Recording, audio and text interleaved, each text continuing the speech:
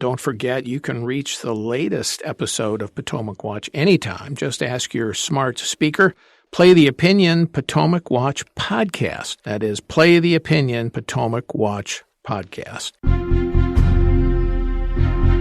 From the opinion pages of the Wall Street Journal, this is Potomac Watch.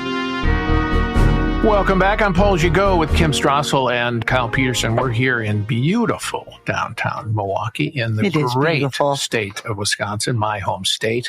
We love it dearly.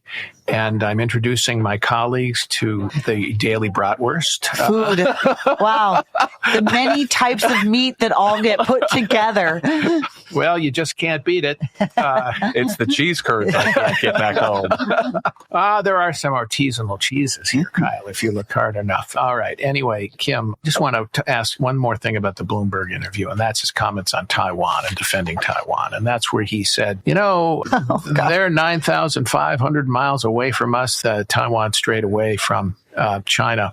That's going to be very hard to defend them. And then said, well, they don't pay anything for us to defend them. They should pay us to defend them. It's like an insurance company. Yeah. We're an insurance company. We need to be paid.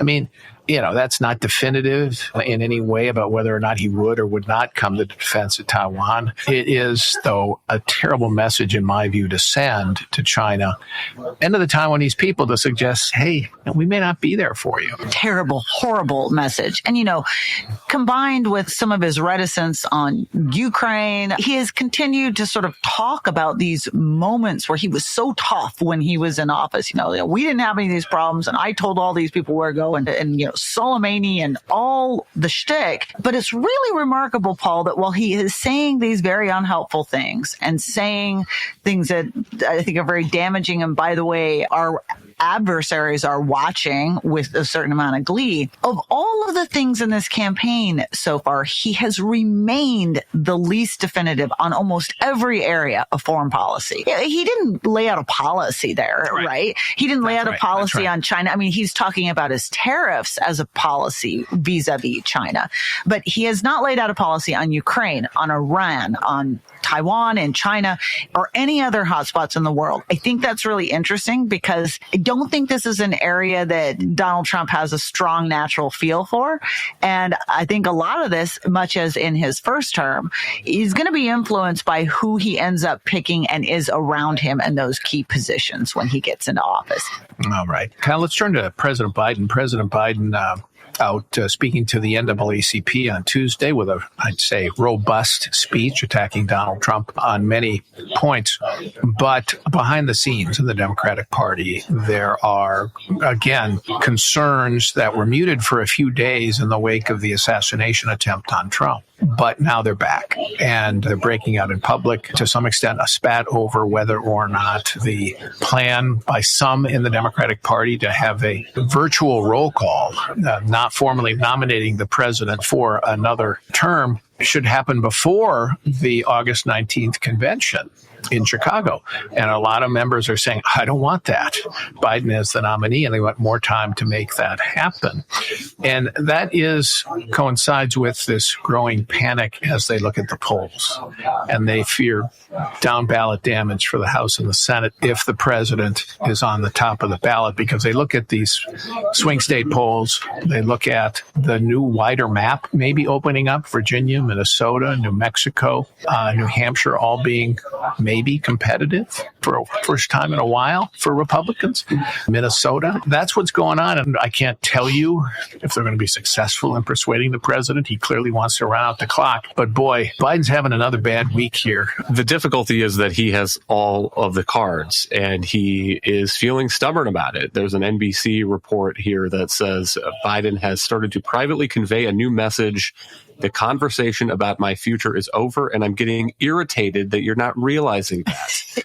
And you can almost imagine him, that's not in quotes to be clear, that's the reporter's words, but you can almost imagine it in his words. And he seems to be also trying to shore up his position by floating ideas that would enthuse Democrats. He's talking about some sort of constitutional amendment, maybe to raise in presidential immunity, to impose term limits on the Supreme Court. And those are the kinds of things that are maybe helpful politics for the president.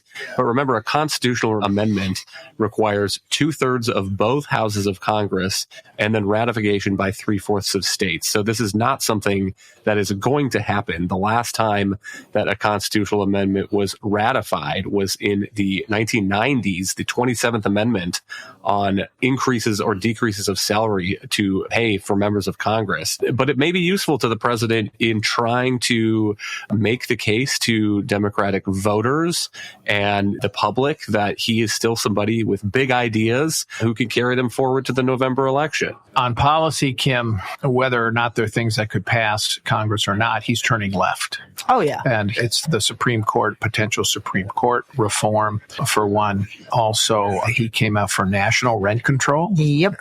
Capping rental increases at 5% a year, regardless of your local market, or you lose tax credits for housing. So I think this is why Bernie Sanders and Alexandria Ocasio-Cortez are supporting him. They think that if you get a second term, Biden is going to be somebody that they own. It's cynical. Okay, very cynical. I think what's happening here is when Bernie Sanders and AOC look at Joe Biden, they also look around at the other potential replacements for Biden. And I've heard a lot of Democrats say this as well, too. They're not necessarily convinced that getting rid of Biden gives them a better shot with another nominee. Now, I mean, I would argue, I think it's better for the country if there was another nominee, just because you never know how elections will roll. But I see the political interest or value of that point. So they're looking at it and they say, we got no better shot. We might as well hold ransom our support for Joe Biden to his promise to give us even more of what we wanted in a second term. And that's what they're doing. People to watch, I think, by the way, in all of this is watch the Democratic candidates, in particular for senior big races.